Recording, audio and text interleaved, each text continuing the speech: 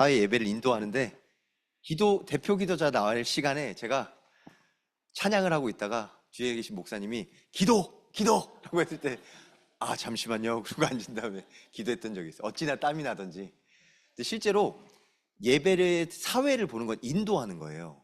찬양을 부르는 건 인도하는 거예요. 인도가 뭐냐면 하나님의 말씀을 가지고 모든 회중과 함께 하나님께로 나아가는 인도자예요. 그래서 영적인 힘이 필요합니다. 사회자를 놓고 기도해 주시기 바랍니다. 올 한 해 박가연 집사님이 대학 청년부 회장님이시기도 하고 사회에 인도할 수 있는 중요한 직분을 맡았는데 하나님의 성령의 충만함으로 인도자의 축복을 누릴 수 있도록 기도해 주시기 바랍니다. 그리고 오늘 구구역에서 함께 특송했는데요. 김종인 성도님까지 함께 찬양하는 거 보니까 너무 김종인 집사님입니다. 집사님. 김종인 집사님이 항상 예배자로 서시면서 이 지역에 망대 역할을 하고 계세요. 신년교회의 중요한 망대 역할로 오늘 보니까 오래된 1세대 장로님 그리고 지금 현직 은퇴 장로님과 현직 장로님과 그리고 미래 장로님이 함께 찬양하시는 걸 보면서 하나님이 하실 일이 기대됩니다. 기도해 주시기 바랍니다. 그래서 오늘 제목이 전도 선교의 전환점입니다. 전도 선교의 전환점. 사도행전 16장 6절로부터 10절 말씀. 특히 오늘 박가연 집사님은 이 말씀을 하나님이 내게 주신 말씀 딱 붙잡으세요. 하나님이 실수도 그냥 하시는 게 아니에요. 왜냐하면 이게 성령 인도에 대한 메시지였어요. 오늘 제가 역사학자는 아니지만 우리나라 역사에 대해서 잠깐만 서론으로 같이 나누고 이 말씀에 대해서 같이 보도록. 왜냐하면 전환점이라는 게 너무 중요하기 때문에 제가 여기 교회에서 가장 가까운 여기를 갔다 왔어요. 혹시 가보신 분? 구산성지 하남 미사에 있고요. 교회에서 한 1km도 안 떨어져 있어요. 저희 나중에 청년부들하고 또 그리고 집사님들하고 성도님들하고 한번 같이 꼭 가보고 싶은 곳 중에 하나예요. 왜 그러냐? 성지기 때문에 성스러운 땅이라고 해서 천주교에서 굉장히 예쁘게 포장해 놨어요. 그리고 담장이 높은데 담장에 싹 들어가면 고요해요. 그리고 동네인데 진짜 조용해서 기도할 수 있도록 만들어 놨더라고요.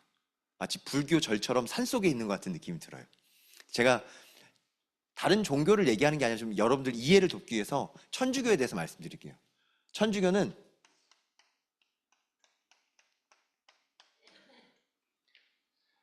하늘의 하나님을 주인으로 모시는 종교를 말해요.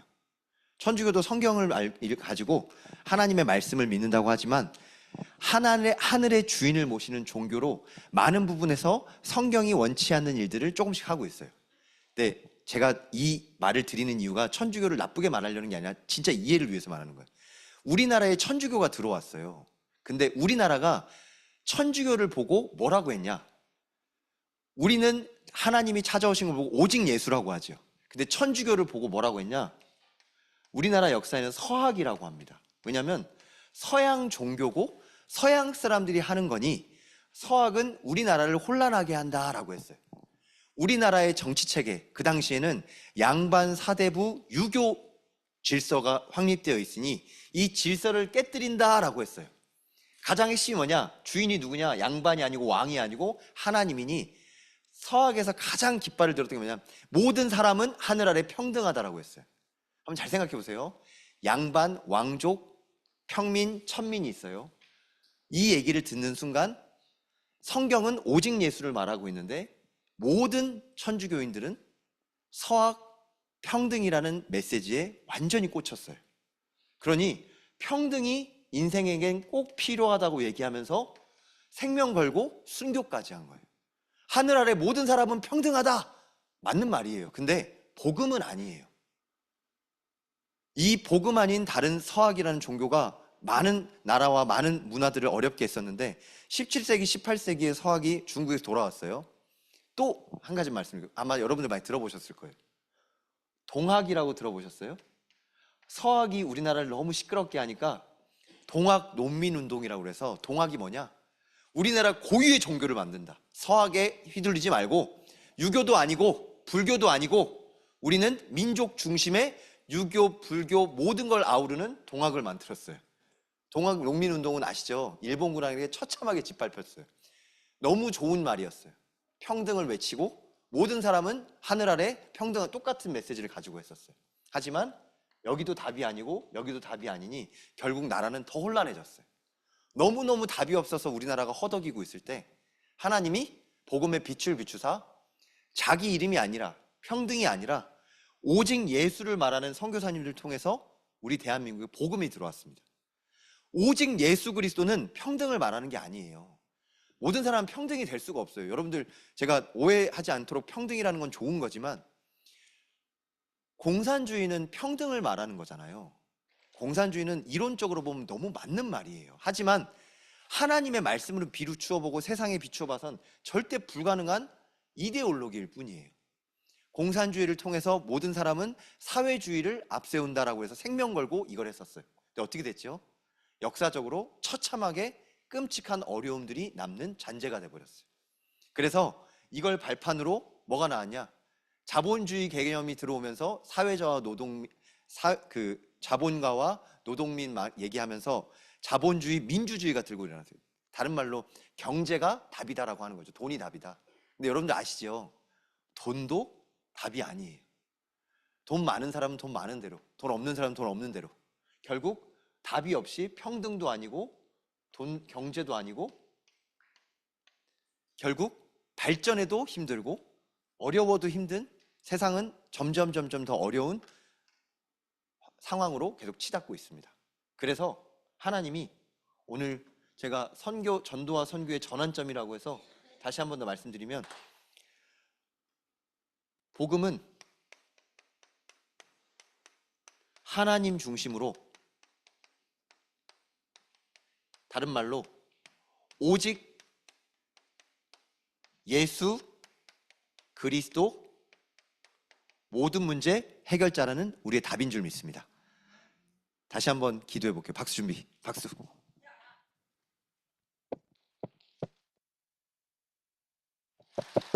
예수는 모든 문제. 아멘. 아멘. 이거는 구호가 아니에요. 제가 진짜 처음에는 2부 예배 때 좀 분위기를 바꾸고자 박수 치는 것도 있었는데요. 근데 구호가 아니에요. 분위기를 바꾸는 게 아니에요. 하나님 중심으로 오직 예수로 돌아가자는 하나님의 말씀을 딱 붙잡는 거예요. 노뱀을 쳐다봐라 이 말이에요. 그리고 오늘 말씀처럼 신명기죠. 여호와께서 요구하시는 게 뭐예요? 오직 예수로 돌아가라. 하나님이 진짜 원하시는, 그래서 너희는 마음을 다하고 뜻을 다하고 힘을 다하여 하나님을 사랑하라고 하셨어요. 그 비밀 속에, 영적인 힘 속에 하나님은 오직 예수로 모든 문제를 넘어설 힘을 주시는 줄 믿습니다. 그게 말로 표현할 수 없고 설명할 수는 없지만 하나님만이 주시는 영적인 힘이에요. 여러분 분명히 있어요.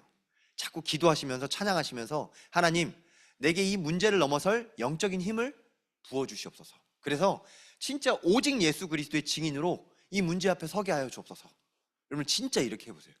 그러면 오직 예수로 말미암아 하나님의 응답을 하나님이 주실 줄 믿습니다. 아멘. 제가 오늘 전 역사 전공한 사람은 아니지만 서학, 동학, 천주교를 넘어서 오직 예수를 말하는 하나님의 절대 방법들을 얘기했어요. 그래서 이 모든 것들을 정리하자면 성령 인도받으시길 주님의 이름으로 기도합니다. 성령 인도가 뭐냐? 오늘 본문에 사도행전 16장에 나왔어요. 바울이 복음 전하러 가려고 하는데요. 웬걸? 계획도 정해놓고 비행기표도 끊고 다 준비했어요. 갈라 했어요. 이미 만날 사람도 정해놨어요. 그런데 그 밤에 문이 닫혔어요. 못 가게 되는 거예요.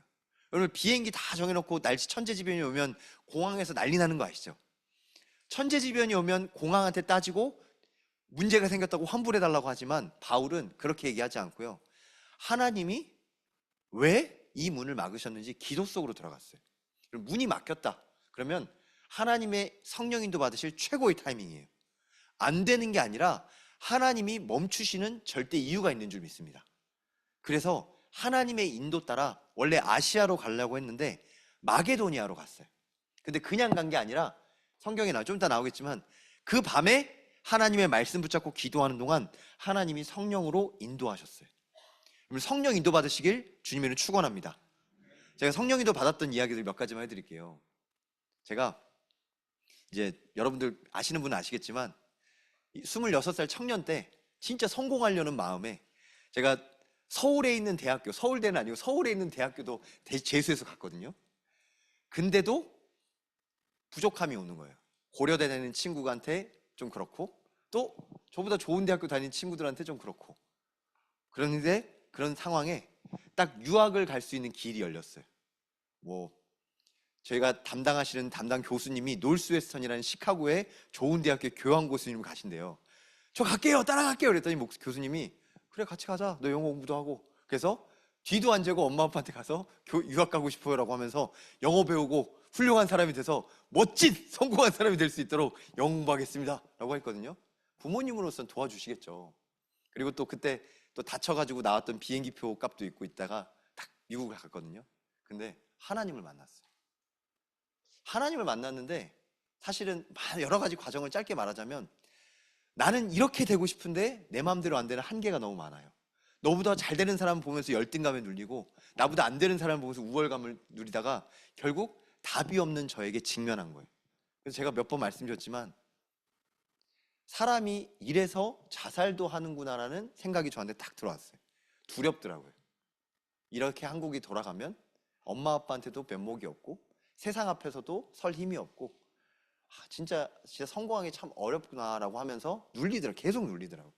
그 눌린 상태에서 하나님이 제게 주신 복음, 네 인생의 주인이 하나님이야. 네가 뭘 하려고 하지 말고 하나님과 함께 하는 걸 이 미국에서 부리라고 한 거 아니냐. 그러면서 제가 이 얘기들을 목사님하고 포럼하고, 또 그때 다락방 하면서 포럼하고, 또 청년들하고 포럼하고, 지금은 사모지만 그 당시 교제하기 막 시작했던, 제가 신앙생활을 막 열심히 하고 잘할 때 만난 게 아니라 신앙생활에 갈등이 있을 때 만났거든요. 그래서 그런 모든 것들을 좀 쏟아내면서 포럼했었어요. 그런데 이렇게 포럼해 주더라고요. 그러면서 하나님께 훈련받을 수 있는 좋은 기회, 지금 이제 온라인으로 여러 가지 부분이 이번에 올해 중고등부부터 대학부까지 청소년들의 합숙이 훈련이 시작됐는데, 합숙 훈련이 미국 시카고에 있던 거예요. 그래서 기도하면서 합숙 훈련에 딱 임했는데 첫 번째 메시지가 딱 칠판에 목사님 쓰시면서 예루살렘을 떠나지 말고 하나님께서 약속하신 것을 기다리라 라고 하시더라고요. 그게 저한테 메시지였어요. 한국에 살아야 되나 미국에 살아야 되나 어떻게 해야 되나 막 갈등이 많았어요. 내가 진짜 뭘 해야 되나 너무너무 생각이 많았어요. 근데 하나님의 말씀 붙잡고 여기에 집중하라는 메시지를 딱 붙잡고, 내가 어딜 가도 이걸 할 수 있는 최고의 시간표구나라고 하고 요거 하도록 하나님이 절대 응답을 주셔서 시카고에서 하나님 말씀에 집중할 수 있는 은혜를 입었어요. 주변에 사람도 없었어요. 그러고 나서 여자친구였던 사모는 또 한국에 가더라고요. 진짜로 만날 길도 없었어요. 진짜 혼자였어요. 월요일날 대학교 가면 황인종은 저밖에 없어요. 진짜 동양인이 없는 데였거든요. 흑인, 스페니쉬, 백인 가득한 곳에, 한국 음식도 없는 곳에 혼자 있었어요. 그런데 예수 그리스도 붙잡을 수 있는 최고의 공간이었어요. 진짜 너무너무 감사해요. 하나님의 성령인도 받으면 다른 사람한테 말하기 전에 제가 알아요. 내가 이건 하나님이 나를 이렇게 인도하시는구나라는 증인이 돼요.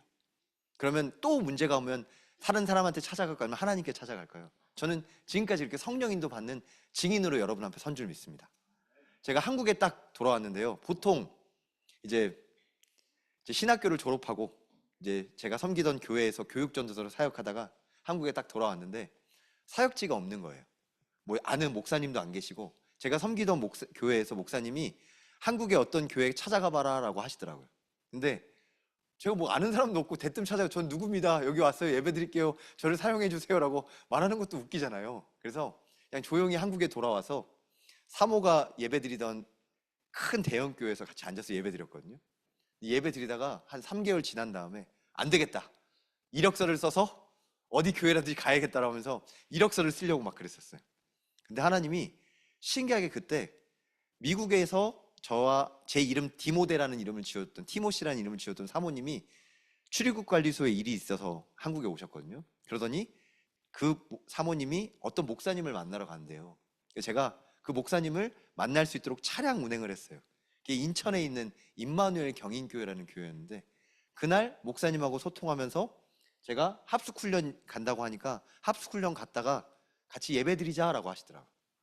저는 예배 드리면 좋지요 라고 했는데, 합숙훈련 갔을 때 이 시카고에서 성령의 인도라는 부분이 딱 진짜 기도가 되더라고요. 그래서 이력서 쓰고 여기 좋은 교회, 큰 교회, 여러 교회 안 찾아가고요, 그냥 조용히 가서 예배 드렸어요. 10월 달 마지막 주 금요일 밤이었어요. 아직도 기억이 나요. 왜냐면 서울에서 지하철 타고 버스 타고 가야 되는데 버스를 거꾸로 탔어요. 그래서 저거 딴 데 갔다가 다시 내려가지고 서창동까지 가서 예배 드리고 10월, 11월, 12월 그렇게 예배 드리고 나서, 그리고 난 다음에 하나님이 그 다음에 그 교회에서 부교육자로 섬길 수 있는 문을 열어주시더라고요. 그게 두 번째예요. 또 다 많은 얘기를 할 수 있지만 마지막으로 세 번째 말씀드리면, 신현교회에 오게 된 거예요. 사실은 아무것도 안 하려고 그랬어요. 여러 가지 교회와 사람들 갈등 속에 영적으로 육신적으로 다운되더라고요. 많이 아팠어요. 아파서 제 침대에 누워 있었어요. 누워 있다가 도저히 걷기도 힘들고 그 좋아하는 운동도 못하고 가만히 있었는데요, 제 생각에 아무것도 안 해야겠다, 진짜 아무것도 안 하려고 그랬거든요. 근데 신 목사님이 자꾸 전화 주시더라고요. 처음에는 그랬는데 기도가 돼요. 기도가 되더라고요. 기도가 되면서 사실 진짜 제가 솔직히 말씀드리면 결혼식 때 저의 결혼 예배 때 기도해 주셨어요, 신길수 담임 목사님께서. 그리고 그 뒤로 뵌 적이 없어요. 물론 그 집안 결혼식이 있을 때는 아무래도 사모님의 외삼촌이시니까 뭐 기억에 수민이가 결혼할 때 봤었던 것 같고, 저희 처남이 결혼할 때 뵀던 것 같아요. 그리고는 한 번도 뵌 적이 없어요. 근데 하나님이 마음속에 교회에 대한 기도 제목을 가지고 담임 목사님도 뵙고 원로 목사님도 같이 식사하면서 이 생명운동, 전도운동, 다락방 전도운동 중요한 메시지를 같이 포럼하는데, 하나님이 제 마음에 기도하면서 확신을 주시더라고요. 하나님이 원하시는 그 부분에 저를 사용하여 주옵소서. 그러면서 지금까지 신현교회에서 인도받아서 사역하고 있는데요, 제가 가면 갈수록 더 확인해요. 내가 선택하고 내가 결정하고 내가 판단한 게 아니라 나는 멈춰 있는데 하나님이 말씀으로, 하나님이 만남으로, 하나님이 성령의 인도로 나를 이끌어 가세요. 성령 인도 받으시길 주님의 이름으로 기도합니다. 그래서 첫 번째로 길이 막혔을 때예요.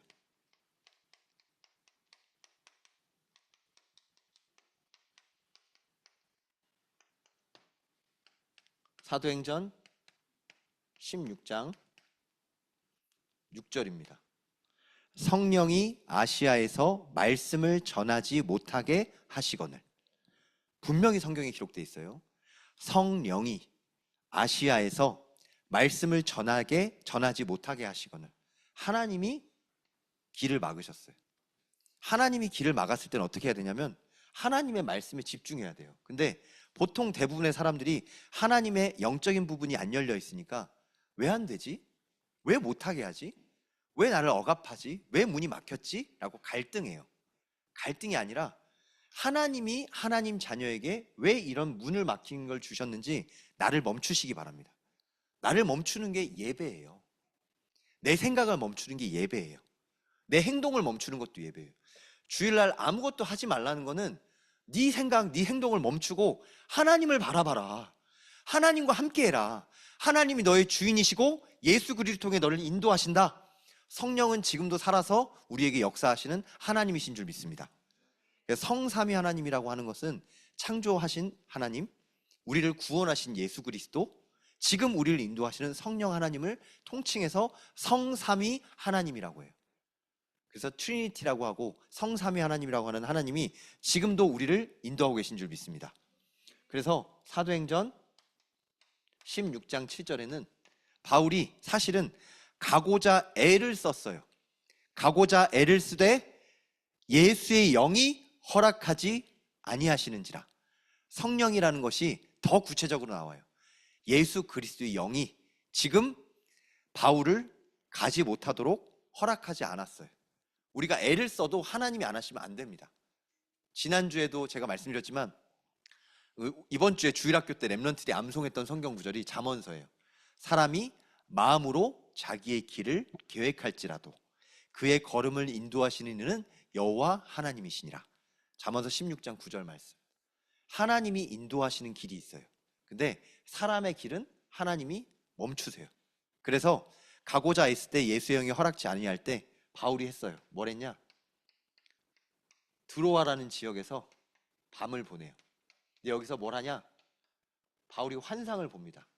환상을 봤다는 것은 잘 보세요. 기도에 집중했다는 거예요.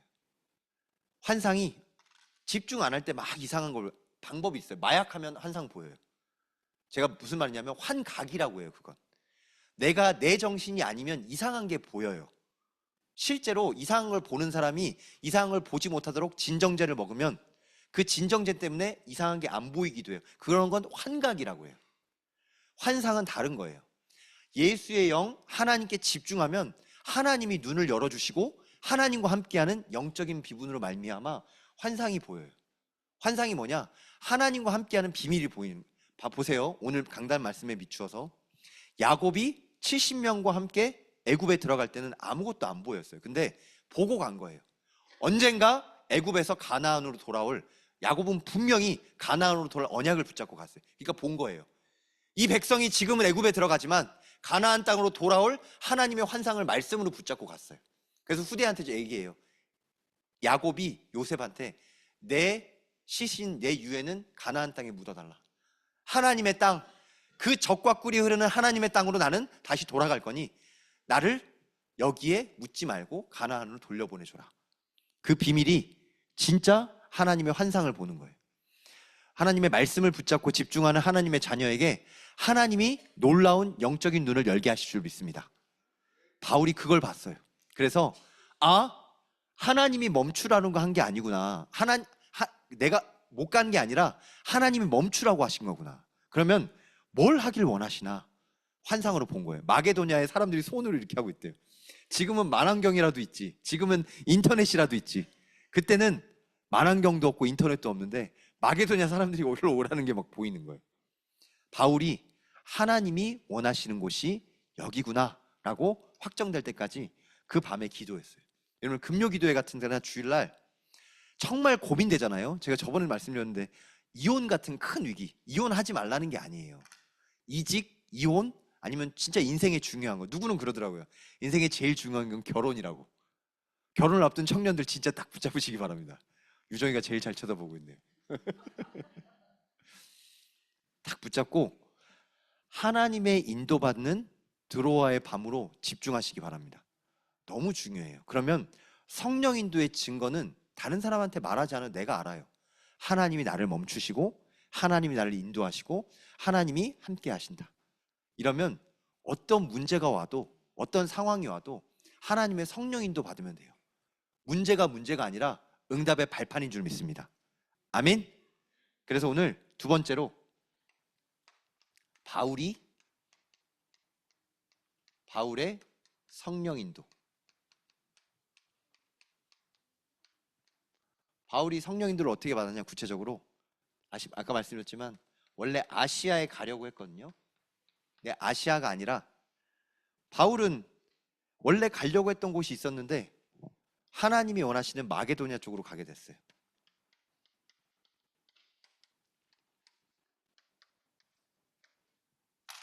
제가 성경의 배경에 대해서 한 가지만 말씀드릴게요. 구약하고 신약하고 중간이 비어 있어요. 이게 무슨 말이냐? 구약의 말씀의 역사의 흐름에 따르면 구약이 끝나는 지점에서 약 400년 동안 예수님이 오실 때까지 성경에 기록이 없어요. 그거를 신학교에서는 신구약 중간사라고 얘기해요. 신구약 중간사가 언제냐면 예수님이 오시기 전, 구약의 마지막 선지자 말라기에서부터 예수님이 오시기 전. 근데 아무것도 없었던 게 아니에요. 왜 그러냐? 신약은 헬라어로 기록돼 있어요. 헬라어로 기록돼 있다는 것은 당시는 헬라 문화가 가득했다는 거예요. 히브리 말로는 세계복음만 할 수 없기 때문에 신구약 중간사였던 그 암흑의 시대 하나님은 누가 나타나게 하냐? 알렉산더 대왕이 나타나게 했어요. 그리스 로마 신화가 나타나게 했어요. 헬라 문화가 전 세계를 장악하면서 로마까지 열게 하셨어요. 그리고 나서 예수님이 이 땅에 오시고 헬라말로 신약을 지으시고 헬라말로 신약을 기록하게 하시고 더 나아가서 하나님의 시간표에 정확하게 바울이 헬라 문화와 히브리의 중요한 그 언약을 가지고 하나님의 중요한 부분을 가지고 이방인의 세계 땅끝까지 복음 전할 수 있는 중요한 사도로 쓰임 받습니다. 그래서 성경을 복음의 눈으로 보면 암흑이 아니라 하나님의 절대 계획이에요. 멈춰있는 그 시간이 하나님이 일하시는 시간이에요. 헬라 문화가 로마로 길을 닦고 더 나아가서 전 세계로 길을 닦고 모든 세상을 하나님의 복음으로 전할 수 있는 중요한 큰 대로를 수축했어요. 그러니 복음의 눈으로 보면 로마도 응답이에요. 알렉산더 대왕도 응답이에요. 알렉산더 대왕이 응답인지 아세요? 알렉산더 대왕이 성경 번역했어요.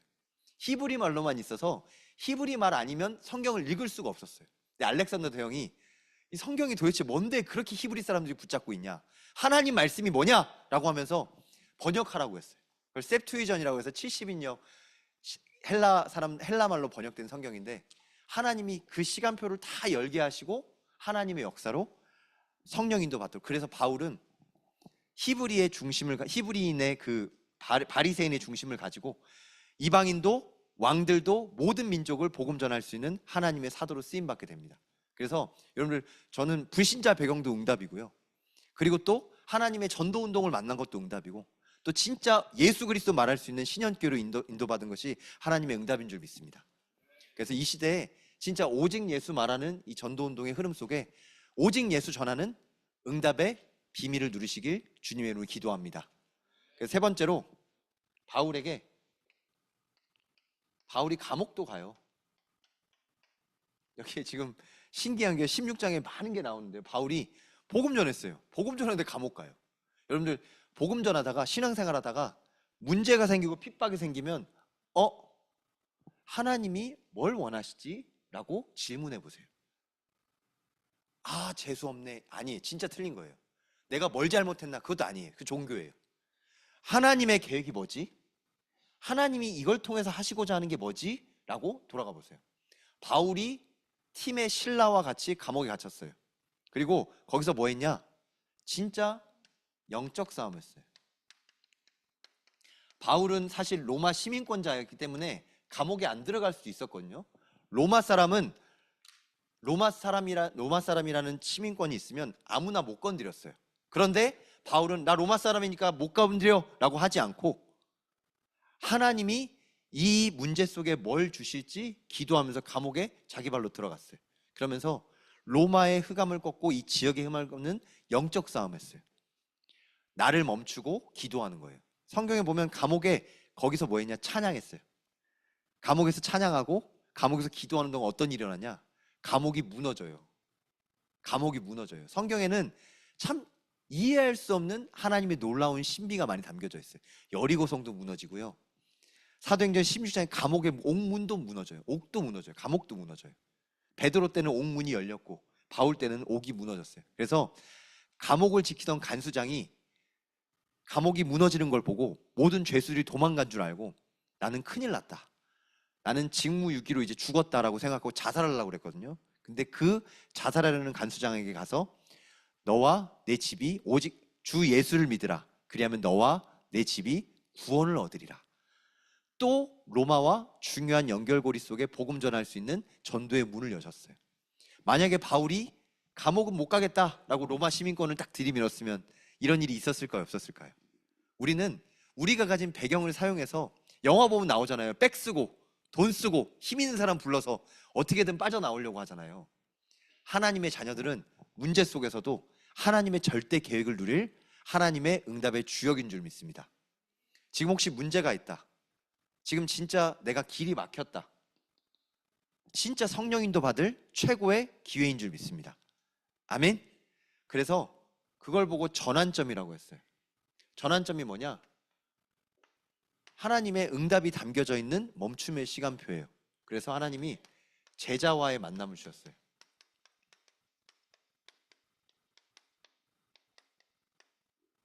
제가 이번 주에 아까도 말씀드렸지만 대학교 현장을 처음 가봤거든요. 그 서울시립대학교라고 대학교를 갔다 왔는데 참 캠퍼스가 좋더라고요. 교회에서 차 타고 가면 20분, 25분밖에 안 걸려요. 터널이 뚫려서. 근데 대중교통으로 가면 1시간 반 이렇게 가야 된다고 하더라고요. 그래서 그 렘넌트와 포럼에 보니까 이제 적당한 날에 같이 만나서 학교에서 밥도 먹고 포럼하면서 갔는데, 만약에 제가 랩런트를 만나는 게 아니었으면 그 학교에 갈 일이 전혀 없었을 거예요. 근데 오늘 점심 먹을 때잖아요. 제가 서울 10대 간다는 걸 포럼하니까 동대문에 자기의 가족이 사는데 목사님 여기 갔을 때 꼭 만나주세요라고 누가 하시더라고요. 좀 신기하죠. 그리고 제가 서울 시립대가 동대문 구라는 걸 가서 알았어요. 근데 제가 동대문을 놓고 몇 달 전부터 기도했거든요. 동대문에 뭐가 있죠? 러시아 동네가 있어요. 거기 가야 되거든요. 동대문구에 있는 러시아 동네에 가야 되는데 하나님이 신기하게 만남의 문을 자꾸 열어주신 걸 보면서 하나님의 계획이 분명히 있네. 어떻게 인도받을까? 시립대에 가서 기도함으로 말미암아 거기서 기도처를 찾는 거예요. 랩런트도 만나고 진짜 진솔한 대화를 하고, 저도 대학교 현장에 진짜 갈등이 많았거든요. 과연 내가 이걸 할 수 있을까? 그리고 졸업하면 전공으로 사실 사람들이 다 직장을 갖지 않거든요. 근데 대학교 때는 잘 안 보여요, 그런 게. 그러니까 엄청 생각도 많고 눌리기도 하고, 당장 대학교 졸업하는 것도 힘든데 미래를 생각할 여유조차도 없는 상황표 속에 진짜 복음 붙잡고 기도할 수 있는 그 만남을 주셔서, 그냥 찬양 전문인, 음악 전문인이니까 찬양하면서 기도하자고 했어요. 그러면서 학업이나 다른 거에 방해되지 않도록 진짜 학교를 놓고 기도하고 함께 응답받자고 했어요. 다락방이 어렵고 막 힘들고 특별하고 대단한 게 아니에요. 진짜 예수 그리스도 이름으로 하나님의 응답을 함께 받는 거예요. 뭐 다락방 만나지, 그게 진짜 어려운 게 아니에요. 뭐 상담하자는 것도 아니고 대단한 것도 아니고 밥 먹는 거 절대 아니에요. 차 마시는 것도 아니에요. 예수 그리스도 이름으로 함께 기도하고 하나님이 응답의 문을 여시는 걸 함께 보는 거예요. 봐야 증인이 되죠. 하나님이 하시는 걸 봐야 증인되기 때문에 하나님은 만남을 열어주셨어요. 바울이 가는 곳에 디모데를 준비하셨어요. 원래 디모데를 만날 때 바울이 죽을 뻔했어요. 돌 맞아 죽을 뻔했는데 하나님이 또 들어가게 하셔서 만난 사람이 디모데예요. 여러분들 현장에, 우리 현장에 디모데와 같은 제자가 있는 줄 믿습니다. 아멘. 그리고 하나님이 로마서 사도행전 16장에 루스라는 지역에서는, 아니, 루디아라는 사람을 만나게 했어요. 루디아는 누구냐? 장사하던 여자예요. 장사하던 여자인데 이 장사하던 여자를 통해서 하나님이 이 지역에 복음을 전할 수 있는 문을 또 여셨어요. 여러분들 일하시는 곳이나 내가 있는 업의 현장 속에 복음의 빛을 비추시길 주님의 이름으로 기도합니다. 사실 내가 일하는 곳이라 못한다라고 생각할 수 있는데 하나님이 원하시는 중요한 응답의 부분이 있어요. 그걸 포럼으로 찾아내세요. 직장인이라도 있어요. 직장인은 점심시간에도 되고요, 아니면 저녁 시간에도 되고, 그리고 새롭게 시작하는 업에 제가 청년들한테 분명히 얘기해요.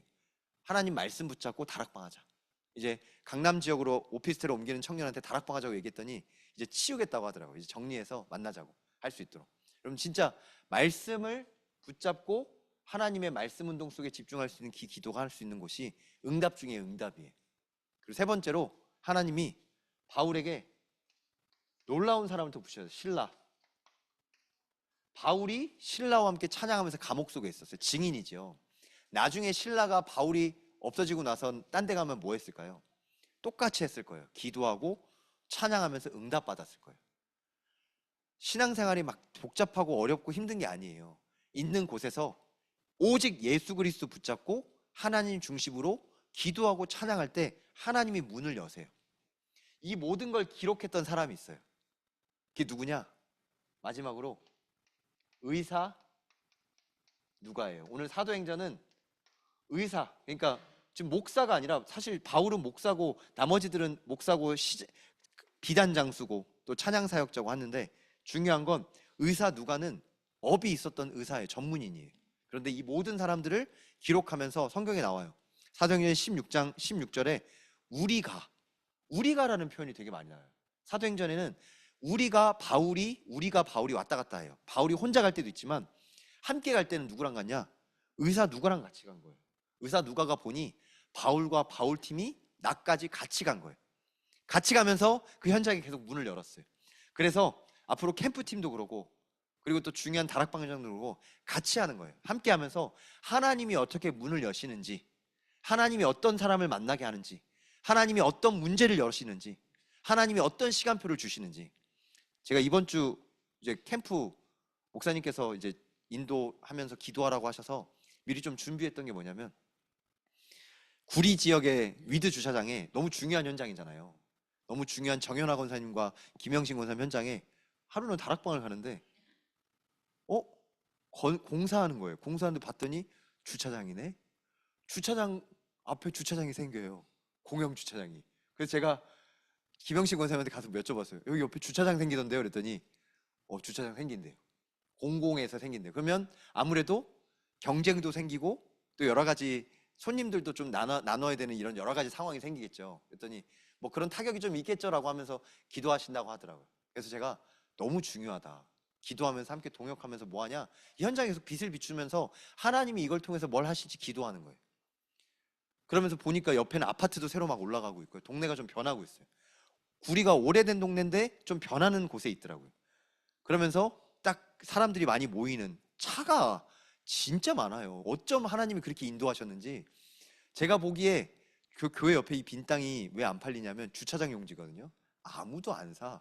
주차장 해봤자 안 되는 걸 아니까 안 사는 거예요. 근데 수십 년 전에 성령 인도 받아 하나님의 진짜 그 원로 목사님이 얘기해 주시던데요. 다른 장로님들은 잘 모르겠지만 그 장로님은 진짜 목사님과 기도하면서 업을 시작하셨다고 하더라고요. 근데 그때 그 문을 열어주셨대요. 원래는 그 업이 아니셨대요. 다른 일을 하셨다고 하더라고요. 근데 하나님이 그 문을 여셔서 그 시간표 속에서 지금까지 세계복음화에 쓰임받는 귀한 곳으로 하나님 인도하셨다고 하더라고요. 그걸 보면서 제가 캠프팀하고 얘기했어요. 우리 교회 주변도 계속 캠프 하겠지만 이번에는 구리 지역 갈 거예요. 구리에 가서 저 지역과 저 현장 속에 하나님이 하시는 걸 보면서 김영신 권사님과 함께 그 지역도 돌고 그 지역에서 하나님이 어떤 만남을 여시는지 어떤 문을 여시는지. 제가 예전에 기도 제목 포럼했는데 기억나세요? 깍두기 아저씨도 옆에 살아요. 진짜. 그리고 횟집 사장님도 옆에 계세요. 그리고 제주댁도 계시고요. 그리고 많은 분들이 왔다 가신 분들이 많아요. 그래서 예수 그리스도는 빛을 비추면서 캠프하는 거예요. 그럼 하나님이 또 다른 만남도 주실 거고 또 핍박도 받을 수도 있고 예수 안 믿어요 이런 사람이 있으면 기도하면 돼요. 또 그러면서 하나님의 말씀 붙잡고 하나님이 인도하시는 성령 인도받는 중요한 현장으로 함께 캠프를 누리는 시간으로 인도받으려고 합니다. 그래서 캠프팀은 목요일 날 있거든요. 정확한 인도하는 시간은 이제 모여서 정하겠지만 캠프팀 목요일 날 모일 때 이 중요한 전도 캠프팀을 놓고 기도해 주시기 바랍니다. 신현교회 전도 선교의 중요한 전환점에 하나님의 말씀 붙잡고 성령 인도 받을 수 있도록 기도해 주시기 바랍니다. 마지막 결론입니다. 자, 오늘 전도와 선교의 전환점이라고 했는데요. 전환점 중에 전환점이 뭐냐? 전도와 선교하려면 지금까지는 누가 갔어요. 우리가 갔어요. 바울이 갔어요. 왜냐? 가는 거 말고는 만날 방법이 없었어요. 이 당시에는. 이 당시에 바울이 갔다는 것은 죽음을 위릅쓰고 간 거예요. 배도 없고 비행기도 없고 차도 없어요. 걸어가야 되고 배표를 끊는 것도 아니에요. 그냥 가서 누구를 만나서 돈 내고 배를 가야 되는데 강도도 많고 언어도 다르고 문화도 다르고 진짜 비명 행사할 일이 너무너무 많은 곳에 오직 복음 때문에 거기를 간 거예요. 근데 지금은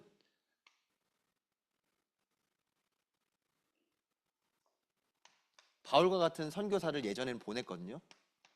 우리나라도 보내는 선교의 응답으로 하나님이 선교사들을 우리나라에 오게 하셨어요. 제가 나중에 기회가 되면 우리나라에 선교사들이 어떻게 들어왔는지 그리고 또 이 중요한 메시지들을 함께 포럼해 볼게요. 근데 지금은 전환점이에요. 지금은 보내는 시간표도 필요하지만 조정재 선교사님이나 김선화 사모님이 앞으로 조지아도 들어가시고 신길수 담임 목사님도 라오스 선교도 갔다 오시고 앞으로 원로 목사님도 중요한 조지아 현장도 살펴보러 갔다 오실 건데요. 필요해요. 하지만 거기 계속 계실 게 아니에요. 왔다 갔다 하면서 중요한 게 뭐냐? 앞으로의 진짜 전환점이 뭐냐? 보내는 선교가 아니라 부르는 선교예요. 자, 잘 보세요. 마지막 결론이에요. 옛날에는 우리나라가 너무나 힘이 없었기 때문에 가서 보내는 선교의 주역으로 썼어요. 근데 지금은 하나님이 미국과처럼 강대국으로 쓰임받아서 지금은 많은 237 나라 세계복음화에 많은 사람들을 불러오는 시간표가 됐어요.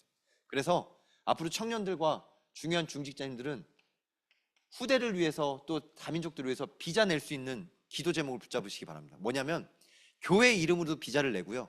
또 여러분들의 산업의 이름으로 비자 내서 많은 다민족들이 예수 그리스도, 아까 지었지만 오직 예수 그리스도를 들을 수 있고 오직 예수 그리스도 만날 수 있고 오직 예수 그리스도 시스템 속에서 훈련받을 수 있는 이 신년교회로 하나님이 쓰실 줄 믿습니다. 아멘. 그래서 더 나아가서 비자는 구체적인 거잖아요. 비자는 받아서 오면 뭐 해야 되냐면 미션홈 해야 돼요. 와서 살아야 되잖아요. 제자들만 사는 게 아니라 여기 앞으로 당장 시간표가 왔어요. 이번에 그 아이백 목사님이 오시겠죠. 지금 상트페테르부르크에 있는 러시아 현장 사역하고 계시는 아이백 목사님이 오실 건데, 아이백 목사님의 아들이 갑자기 생각이 안 나네요. 아지네스라는 그 친구는 한국에 와서 나중에 러시아 선교사로 재파송될 렘넌트로 준비하고 있어요. 러시아의 음대를 이제 이번에 졸업해요. 졸업하고 나면 5년제이기 때문에 졸업했어요. 그러고 나면 RTS에 와서 신학교에서 공부할 준비하고 있어요. 근데 사실은 진짜 기도해야 될 중요한 시간표입니다. 미션홈도 필요하고 비자도 필요하고 앞으로 미래 렘넌트를 키울 중요한 렘넌트 사역자들이 필요합니다. 그래서 기도하며 진짜 하나님이 원하시는 부르는 선교의 중요한 응답들을 누리시길 주님의 이름으로 기도합니다. 이미 오고 있어요. 담임 목사님이 오늘도 저한테 보내셨는데, 이번에 라오스 선교사님 오시면 여권을 미리 받아서 뭐 할 거면 병원 예약부터 할 거예요. 선교 현장에 너무 열악하고 병원이 없으니까 우리나라 오면 치유부터 받아야 돼요. 몸 검사해보면 온갖 질병이 나올 건데 그런 부분 속에서 치유도 할 수 있는 좋은 우리나라의 의술을 왜 발전시켰을까요? 의사들 돈 벌려고, 성형외과에 와서 돈 벌려고, 우리나라 의료 관광도 온다고 하더라고요. 근데 제가 보기에는 모든 237 나라를 사람들을 불러서 건강하게 영육간에 회복시켜서 전 세계에 복음화할 수 있는 중요한 센터의 역할을 하라고 하나님 부르신 줄 믿습니다. 제가 이 시간에 다 말할 수는 없지만 하나님이 원하시는 이 중요한 전환점의 시간표 속에서 응답의 주역 되시길 주님의 이름으로 기도합니다. 아멘. 이 시간 제가 기도하고 함께 찬양하겠습니다. 하나님 아버지 감사합니다.